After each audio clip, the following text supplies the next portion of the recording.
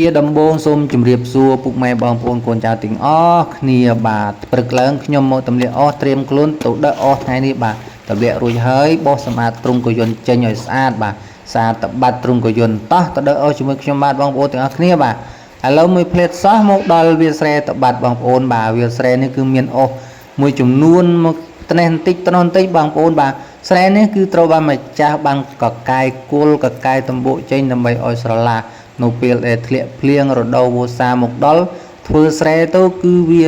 មានប៉ះគុលប៉ះដំបូកឲ្យច្រើនបាទហើយវាចំណេញថែមទៀតបងប្អូនបាទមើលទៅវាស្រែដាច់កន្ទុយភ្នែកតែម្ដងបងប្អូនបាទនេះអស់រោមួយសន្ធុះធំមិនប៉ុណ្ណឹងឯងមានបានច្រើនទេបាទផ្សំត្នេះបន្តិចត្រង់បន្តិចតែម្ដងបាទត្រង់ចំណុចនេះខ្ញុំបានមកអឺតពនុអស់ត្រង់ចំណុចនេះនោះគឺវាមានតែគុលក្រាក់ញ៉ែញ៉ៃគេយកអត់កើតទេបងប្អូនបាទហើយក៏បានសម្លឹងទៅមើលព្រៃជិតឆ្ងាយនេះក្រែងមានក្រែងអុយទៅហើយក៏ដើមឈើធំធំពុះពោះដែរដែលសល់មួយនេះបងប្អូនតែគាត់ដើររកអស់តែម្ដងបាទហើយក៏មានពនុអស់នោះត្រង់ចំណុចនេះគឺខ្ញុំត្រូវកាប់យកទាំងអស់បាទមិនងាយរកឃើញទេបាទឥឡូវមកពនុនេះខ្ញុំបានកាប់មួយសន្ធុះធំផងដែរហើយឲ្យយាយដើររកបាទខ្ញុំបានកាប់ហើយក៏កាប់រួចឲ្យយាយកាប់ម្ដងខ្ញុំគឺត្រៀមដើម្បីរៀបអស់ដាក់លើកយន្តបាទនៅលើកយន្តគឺមានធុងទឹកកកមានកធុងអីសម្រាប់ដាក់ស្គូខ្លាច់បានត្រួយមលក់អីនៅតាមវាស្រែតែម្ដងបាទពនុដែលខ្ញុំកាប់អត់ប៉ុណ្ណឹងឯងបាទហើយនៅពនុនេះគឺមានសង្ក្រងបាទសង្ក្រងគឺច្រើនណាស់ស្រោតតែសង្ក្រងក្រហមខំភ្លឺបាទកាប់អស់ទូវាខំយើងខំដៃខំជើងខំតិចខំខាងក្រៅក៏ខំទុកក៏មិនតែខំខាងក្នុងបងប្អូនតែខំក្នុងតែខំក្នុង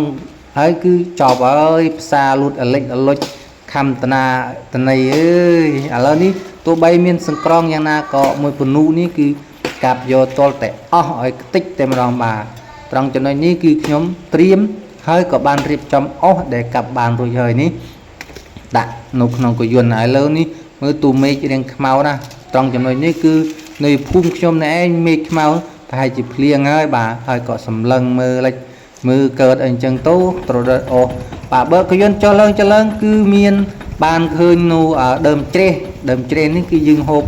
ត្រួយវាផងត្រួយវាយកធ្វើមលក់បងប្អូនអូត្រួយល្អណាស់បងប្អូនអើយបាទត្រួយច្រើនណាស់មកគួយមួយកូនដើមនេះបងប្អូនគឺត្រួយច្រើនខ្លាំងតែមែនទែនបាទយើងហូប1 2 3គ្រួសារក៏មិនអស់ដែរនេះបងប្អូនដើមជ្រេះមួយដើមនេះបងប្អូនសតតែត្រួយគ្មានស្លឹកចាស់អីទេបាទបេះយកទូកដល់បាទមើលយាយគាត់បេះអូបលើមួយអូបមិនទិនអស់ទៀតបងប្អូនត្រូវការអត់បាទចាប់ខ្ញុំផ្ញើអោយបេះអោយបងប្អូនបាទបេះយកទៅដល់គឺបោកត្រីជាមួយនឹងមួយជូរបាទជ្រលក់ជាមួយនឹងលក់ជ្រេះនេះគឺឆ្ងាញ់ណាស់ខ្ញុំចូលចិត្តតែមែនទែនបាទបងប្អូនអើយហើយជាអន្លក់ធម្មជាតិសុទ្ធសាធលោកយាយលោកតាចូលចិត្តណាស់បងប្អូនអរគុណ